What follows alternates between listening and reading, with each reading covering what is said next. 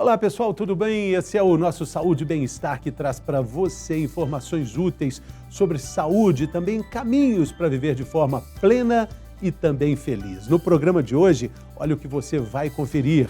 O médico neurologista Dr. Henrique Freitas está conosco mais uma vez e vai falar sobre os efeitos da meditação no cérebro.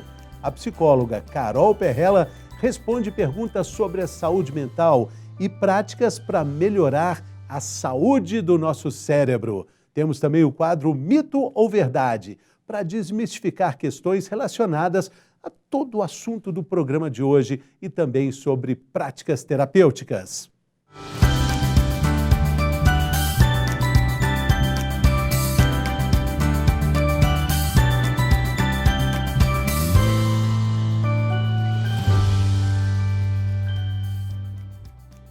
A saúde é um tema sistêmico e depende de relação entre vários elementos da vida sempre. Os órgãos do corpo, as circunstâncias que, quando estão equilibradas, podem levar a uma qualidade de vida maior.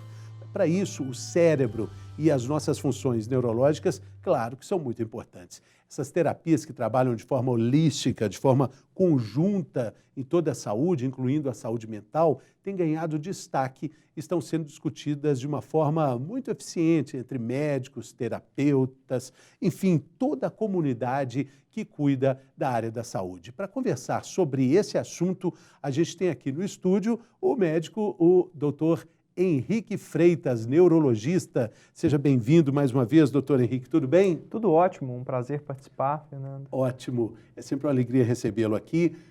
Vamos começar falando da saúde mental, mas abordando o efeito que o estresse causa no cérebro. A gente sabe que os dias atuais, eles são muito propícios para o estresse, né, doutor? Com certeza, o estresse é uma epidemia e se a gente pegar nos últimos 2 anos, além do estresse cotidiano, a gente tem todas as questões de saúde, né? A pandemia, o confinamento, então a gente, além da rotina que já era propícia para o estresse, a gente teve novos fatores que acentuaram esse processo que tem acontecido na nossa sociedade. Então, um tema super presente e uma queixa comum dos pacientes no dia a dia. E o estresse a gente não pode mensurar de forma muito objetiva, né? A gente precisa de uma avaliação mais completa para dizer o nível de estresse de cada um de nós, né? Mas esse estresse acumulado, ele, cientificamente, ele gera danos para o nosso cérebro? Sim, a gente tem comprovadamente as doenças que se manifestam devido ao estresse e também aquelas que são agravadas pelo estresse. E é o que você disse na introdução que é muito importante, que a saúde ela envolve vários fatores, ela é complexa. E o estresse ele acentua a sensação de piora de qualidade de vida que às vezes está associado a outras doenças. É difícil muitas vezes determinar o que é causa e o que é efeito, mas seguramente é um fator que prejudica a qualidade de vida e a resposta a tratamentos convencionais. Do ponto de vista da sua análise clínica, assim, né? O senhor é um neurologista, trabalha com ali a questão muito objetiva do cérebro. Como é que a gente pode relacionar a ansiedade que a gente vive no mundo atual com danos às estruturas cerebrais? Isso é visível? Em muitas vezes a gente consegue perceber claramente essa associação. Às vezes o paciente tem uma condição prévia de saúde e a ansiedade é o que gera o maior desconforto e muitas vezes leva o paciente a abandonar os tratamentos, a não dar sequência nos tratamentos, a piora da qualidade de vida em si. E a gente vê como uma queixa frequente que permeia tudo na vida da pessoa, desde a percepção da realização de atividades do dia a dia, do relacionamento com os familiares, desenvolvimento de doenças que a gente não tem exatamente a noção de causa, por exemplo, uma muito comum, a hipertensão arterial. Existe uma relação entre os níveis de estresse e a hipertensão arterial? Seguramente sim. A gente funciona por mediadores químicos e hormonais e o estresse gera liberação de hormônios e mediadores que levam a mudanças no nosso corpo. Então, cada vez mais se percebe o impacto desses fatores e da saúde mental como um todo nas nossas manifestações corpóreas. E falando da saúde mental como um todo, a gente fez um programa aqui maravilhoso sobre os hormônios e falou muito sobre o cortisol, que é o hormônio ligado ao estresse, né? E ele também está ligado a uma alimentação que não é exatamente benéfica para o corpo todo, ou seja, é a roda girando, completando toda a estrutura do nosso organismo e, consequentemente, o cérebro também sendo afetado. Com certeza, a gente precisa de equilíbrio.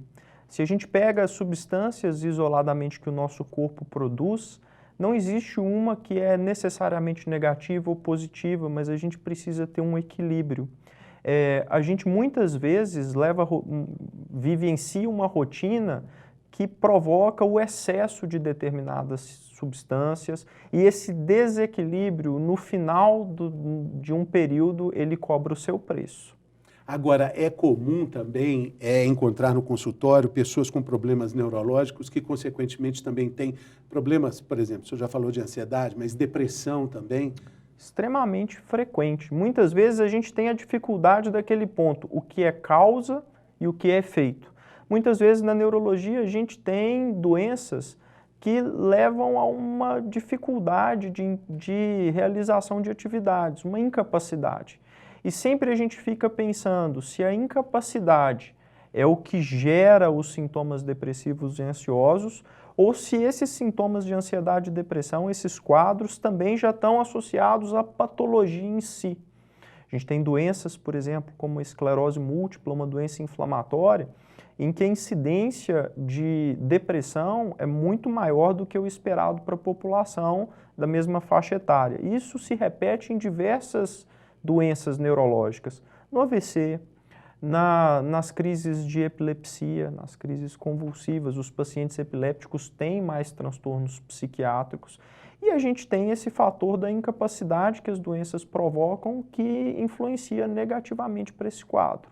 Agora, falando do lado positivo, quais são as evidências clínicas dos efeitos que as terapias holísticas, que a gente está falando sobre ela aqui, sobre algumas delas, meditação, por exemplo, qual é a evidência científica que a meditação praticada de forma regular pode ter para o nosso cérebro? Eu acho que um ponto importante é esse termo regular, a prática regular. Quando a pessoa ela se adapta, segue e faz alguma terapia positiva, medicamentosa ou não medicamentosa, isso já gera em si, essa rotina, um fator positivo. A aderência aos tratamentos é super importante para um resultado positivo. A modulação e a sensação de bem-estar, os novos modelos mentais que são gerados, nova maneira de funcionar, novas rotinas e a cascata de fatores positivos que isso desencadeia, assim como a atividade física. Quando eu tiro um momento para mim, para relaxar, para pensar, seguindo um método sob orientação e faço disso uma prática rotineira, isso traz benefícios sempre. A gente é muito complexo e é um ponto de partida e de manutenção para os resultados positivos no bem-estar e na saúde no geral. Especificamente sobre a meditação, o que acontece do ponto de vista de um neurologista, respondendo a questão, o que acontece com o cérebro de quem medita? Vou falar, assim, muitas coisas a gente não tem exatamente documentado, que é muito difícil, mas o nosso cérebro, ele funciona através de mediadores, substâncias, que são os neurotransmissores. São diversos e eles atuam de maneira diferente em locais diferentes. A gente tem substâncias que são associadas ao bem-estar, como a dopamina e a serotonina. A gente tem mediadores que são responsáveis por redução de ansiedade, como as substâncias GABA, e eles são liberados de acordo com estímulos. Quando você faz esse tipo de atividade, você vai condicionando o cérebro a liberar determinadas substâncias que são positivas, que levam a um bem-estar. E o cérebro aprende a facilitar a liberação daquelas substâncias. Então, se eu vivo em um ambiente estressante o tempo todo, o cérebro aprende o caminho de facilitar a liberação dos mediadores que são pró-estresse. Se eu faço o mecanismo contrário, eu ensino as minhas vias neurais a liberar substâncias que trazem bem-estar e relaxamento. Então a gente precisa facilitar vias. O cérebro aprende com a repetição e as vias que mais trabalham, elas liberam seus transmissores com maior facilidade. Ginástica cerebral. Com certeza, é positivo. É claro que não é um fator isolado que vai determinar a resposta a tudo, mas é, de novo, naquele ponto. É um fator que gera outras atividades que são positivas. A gente precisa condicionar o nosso cérebro a receber melhor as informações e atuar de uma maneira que leve maior bem-estar. A gente já falou isso aqui, né, sobre atividades que fazem com que o cérebro descubra novos caminhos, aprender uma nova língua, tocar um novo instrumento. E nesse bojo de possibilidades, a meditação entra com uma ação muito efetiva nessa melhora do cérebro, né? Quem medita diz o seguinte, doutor, que o cérebro faz parte da mente, o corpo faz parte da mente. Para a neurologia também? É complexo, né? Sim, A gente associa muito, a gente pensa no cérebro como estrutura e a gente pensar na mente como resultado da função daquela estrutura, às vezes a gente não consegue explicar tudo. A percepção que a gente tem, que a ciência caminha, é que as coisas andam juntos. A gente sempre quer explicar tudo e muitas vezes a gente não consegue. É muito mais uma complementação, eu acho que as ciências que estudam a mente, o indivíduo, a própria filosofia, eu acredito que elas vão cada vez mais se encontrar com a biologia dos transmissores e da função do cérebro como uma estrutura biológica. E esse acalmar, né? Esse acalmar que a meditação propõe, ele pode aprimorar as funções cerebrais, tornando o cérebro mais ativo, mais inteligente, ajudando até no envelhecimento, porque aí a gente entra numa bifurcação, porque estão falando assim, pratique esporte, faça novas atividades, tenha bons amigos, aprenda uma língua, toque um instrumento, mas meditar, aí é diferente porque é uma quietude. Sim. A gente pode falar sobre esse efeito neurológico? Ele existe? Ele é visível? Eu acredito que sim, mas, de novo, pela repetição. A meditação, assim como a atividade física, assim como o início de uma alimentação mais saudável, ela não é uma medida pontual. Você vai aprendendo e vai desenvolvendo aquela habilidade. Se a gente pensar no nosso cérebro hoje, a quantidade de informação que a gente recebe, a gente tem um WhatsApp o tempo todo que a gente pode acionar, um mundo de informações que a gente fica querendo acessar e muitas vezes sem conseguir manter a atenção em tudo. A gente tem essa atenção difusa, procurando muitas coisas. Para a gente conseguir ensinar o nosso cérebro a parar e não pensar muitas vezes, ficar em repouso, isso exige um comprometimento muito grande e que seguramente traz um bem-estar. Reforço, a gente repete esse termo bem-estar porque no final é o centro de tudo, né? Claro. A gente tem que se sentir bem. Uma das coisas que é mais comum hoje é o paciente, a pessoa reclamar que ela não consegue memorizar coisas e, no fundo, o que a gente tem é desatenção. Aquela atenção difusa, incapacidade de fixar, sentar, parar. Então, a meditação pode trazer uma facilitação neurológica para essas atividades. Uma explicação para isso talvez pode ser o fato de que, às vezes, quando a gente está, às vezes, tomando banho, quando a gente não está, supostamente, não pensando em nada, surgem grandes ideias. Talvez tenha essa conexão mesmo, né, doutor? Sim. A capacidade da gente fazer relações mentais, lembrar, associar, pensar, ter ideias, a gente precisa ter um ambiente interno de paz. Quando a gente está, se a gente pegar uma pessoa que realmente está numa síndrome de pânico ou num quadro ansioso extremo, essa pessoa ela não consegue seguir uma linha de raciocínio que vai trazer bons frutos. E muitas vezes a gente tem essa corrida por remédios que tragam a sensação de paz interior para você conseguir ter foco e atenção, e as coisas são associadas. Muitas vezes a gente precisa ter o rigor de estabelecer maneiras de pensar de uma maneira mais desacelerada. E aí a gente pode colocar também a gratidão, a empatia, repercutindo no cérebro bons sentimentos. Dá para a gente mapear, eu acho que aí já é difícil perguntar para um neurologista, e isso é difícil, mas são elementos positivos? Com certeza. O tema é super complexo, e se a gente pensar o que é, por exemplo, o que é o cérebro de uma pessoa feliz? Existe diferença estrutural, existe diferença de função. Uma pessoa que está tranquila de uma pessoa que está estressada. Uma pessoa que tem foco e uma pessoa que não tem foco. Muitas das coisas dependem dessas estratégias que a gente aprende a desenvolver ao longo da vida. Se a gente levar uma vida corrida o tempo todo, não parar, não sentar, não fazer, e a meditação entra nisso de você ter uma estratégia eficaz, aprendida e muitas vezes com uma supervisão, aprender a ter essa paz que vai te levar a bons resultados. A felicidade no final das contas, que é o que a gente quer. A gente quer paz e felicidade. O cérebro da pessoa mais feliz do mundo foi mapeada, né? Um monge, o Mathieu, um cara que fala maravilhosamente bem sobre a ajuda ao próximo, o entendimento da situação alheia, que é o fato de você entender o sofrimento do outro, mas também como ele lida com o estresse, né? Ele foi considerado o homem mais feliz do mundo pelos níveis de sinapses que ele fazia, meditando, enfim. Mas é praticamente tudo que a gente está falando aqui agora, né? Sim. É a possibilidade de você, sozinho, estabelecer vias neurais que liberam mediadores de satisfação. Então, muitas vezes, a minha felicidade pode ser comprar um carro que vai liberar toda a dopamina que eu preciso, a serotonina, e me dar aquela sensação de bem-estar tremenda, de satisfação e euforia.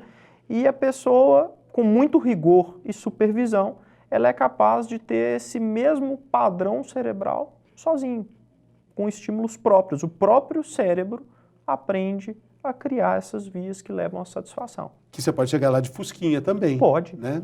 Como já dizia o Chorão da banda Charlie Brown, ele fala, de fusquinha também se chega lá. É isso aí. Vamos para o quadro Mito ou Verdade? Você já participou do programa, sabe que aqui a gente faz, do seu ponto de vista, uma viagem aí em questões relacionadas ao tema do programa. Preparado? Quer tomar uma água? Eu acho que preparado, mas com ressalvas. Com ressalva, que aliás é um tipo de resposta também. Sim. Vamos lá então. É mito ou é verdade?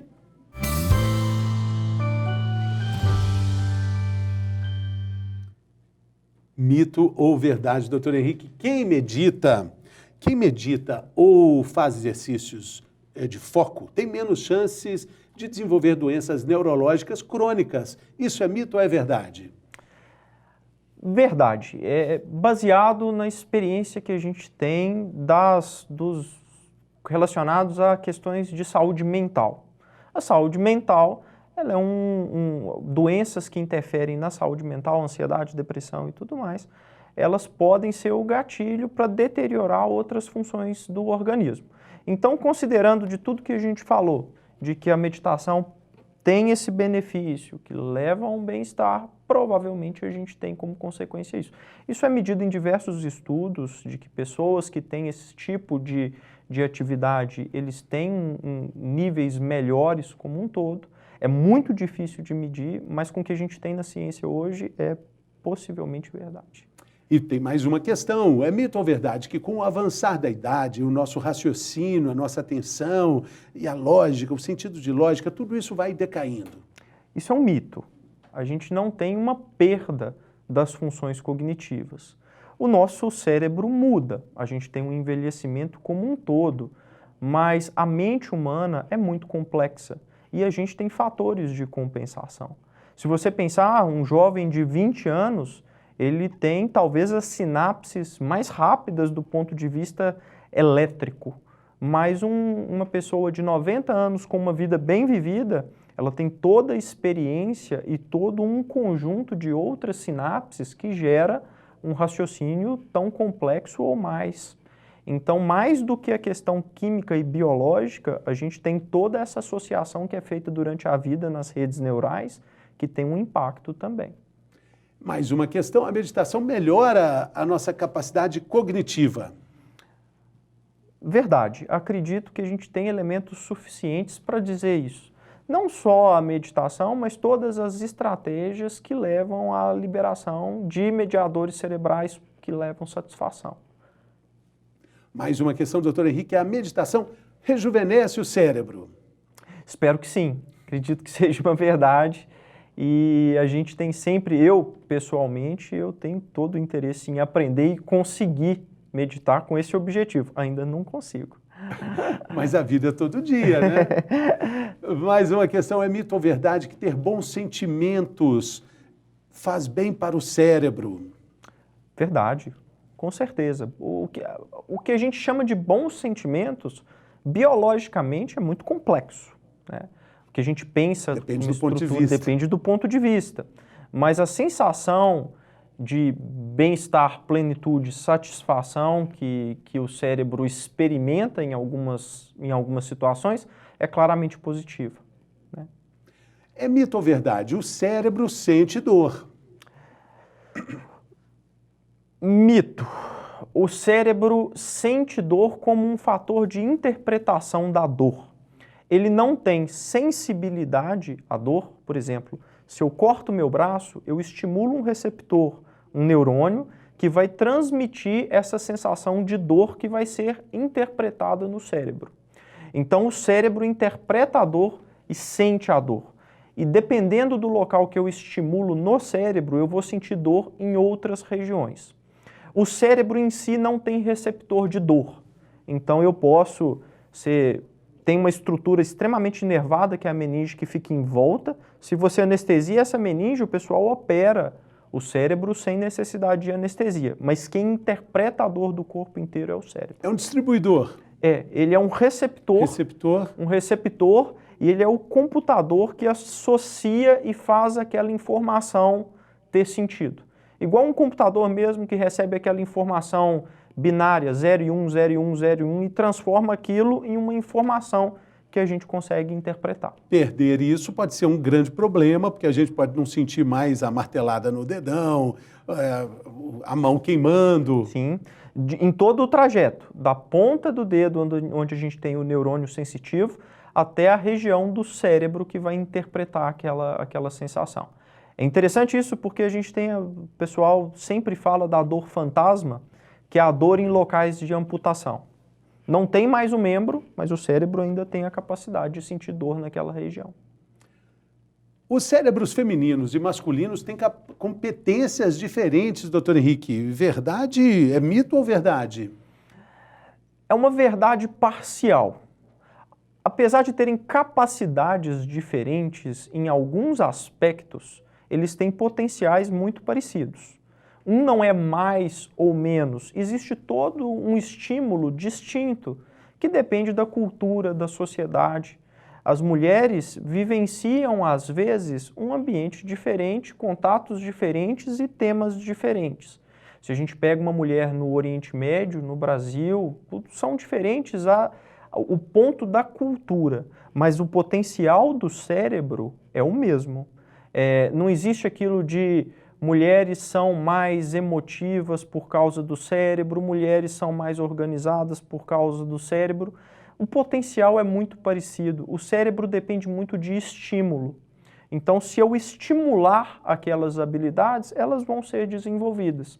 Se a cultura fortalece um padrão de comportamento e recompensa aquela sensação de parabéns, você fez bem, e vai educando aquilo ao longo da vida, as habilidades são diferentes. Eu acho que é mais a cultura do que a biologia em si. O meio. O meio é fundamental para o desenvolvimento do cérebro. Porque muito se diz também da mente de obeso, né? Cabeça de... Você está pensando com um pensamento obeso. Nada mais é do que o treinamento que o senhor acabou de falar. O treinamento e também algumas questões hormonais. A gente sabe que algumas pessoas com relação à obesidade, um tema à parte, super complexo, mas algumas pessoas não respondem a alguns hormônios de saciedade, alguns mediadores de saciedade. E aí entra naquela complexidade de que a gente tem a questão química e hormonal e também as nossas experiências, vivências e a maneira que o nosso cérebro funciona. Tudo é baseado numa sensação de prazer e recompensa e culpa que a gente tem sempre que mediar.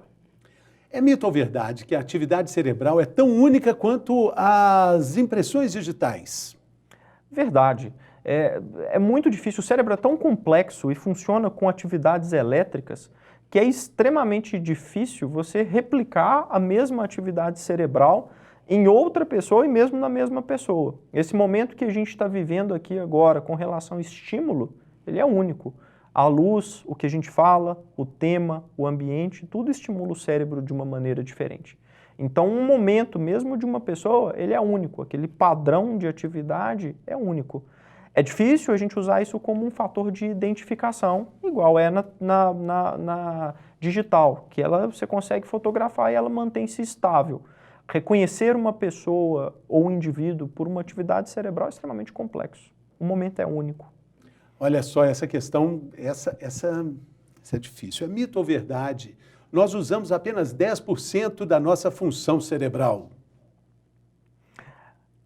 Eu vou falar mito porque usar é muito diferente da gente ter consciência sobre a função.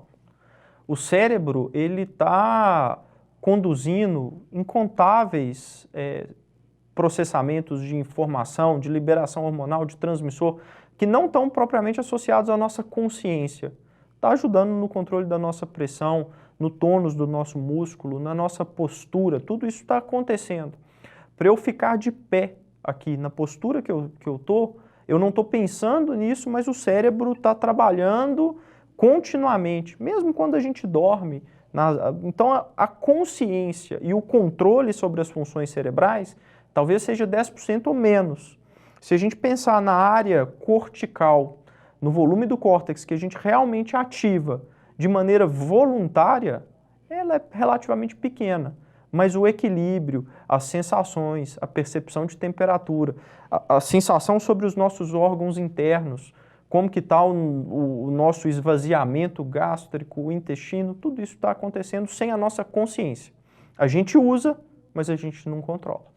Outro dia li uma resposta muito ampla sobre isso, dizendo que, na verdade, a gente toma durante um dia inteiro cerca de 35 mil decisões entre as sabidas e as não sabidas. É o que o senhor falou, o cérebro está tomando decisão o tempo inteiro.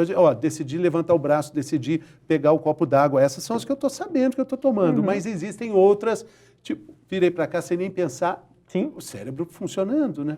E isso ainda da parte que a gente tem algum controle, porque eu posso estar aqui, eu mexo minha mão, não mexo minha mão, qual a minha posição, mas eu tenho algum controle, mesmo minha respiração, eu estou respirando automaticamente, o cérebro está fazendo isso. Alguém está decidindo. Mas eu consigo intervir até determinado ponto. Algumas coisas não.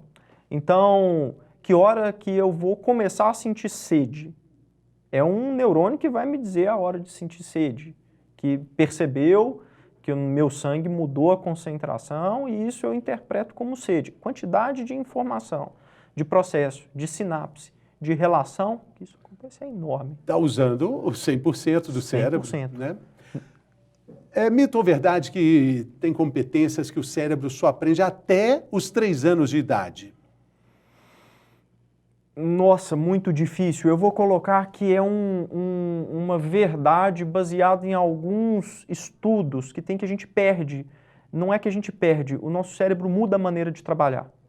Então, nossa capacidade, a maneira que a gente reconhece vocábulos, sons, face, comportamento, é tudo diferente até determinada idade. Existe uma plasticidade que ela muda ao longo da vida. Então, o cérebro não é que ele perde uma capacidade, mas ele começa a funcionar de uma maneira diferente.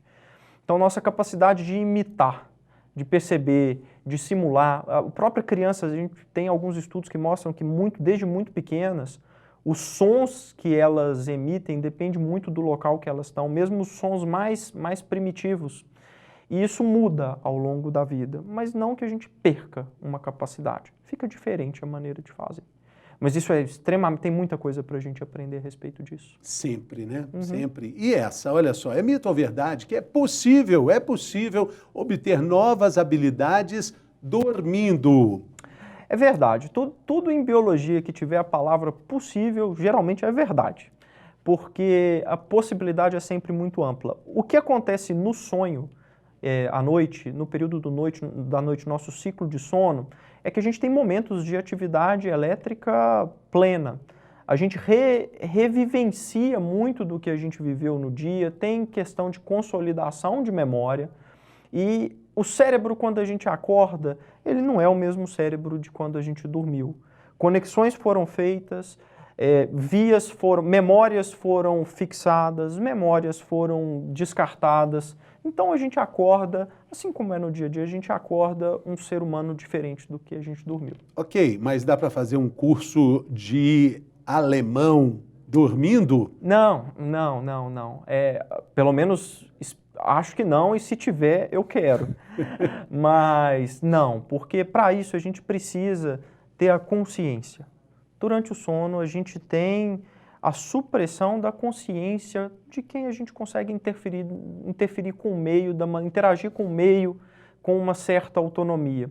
No sono, a gente tem a mudança dos padrões cerebrais e a gente não consegue fazer esse tipo de aprendizado. Outro dia eu vi um anúncio, aprenda alemão dormindo. Assim que acordar, comece a estudar 4 horas seguidas. Você vai, ouça durante a noite e pratique durante o dia estudando. Nosso cérebro é repetição. Aprender é repetição, facilitação. Ver de novo. Nosso cérebro valoriza o que a gente usa. Então não existe muito milagre. Se a gente não exercitar uma atividade, ela não vai ser, o cérebro vai considerar que ela não é importante. E a sugestão do programa de hoje é que você comece uma atividade para o seu cérebro ou continue com ela, que é a meditação. A gente está falando sobre isso, está falando de atividade cerebral e vai continuar falando depois do intervalo com a psicóloga Carol Perrella. Então, a gente vai para um rápido intervalo, agradecer aqui o Dr. Henrique, muito obrigado, mais uma vez, volte sempre. E depois do intervalo a gente volta falando sobre meditação e cérebro.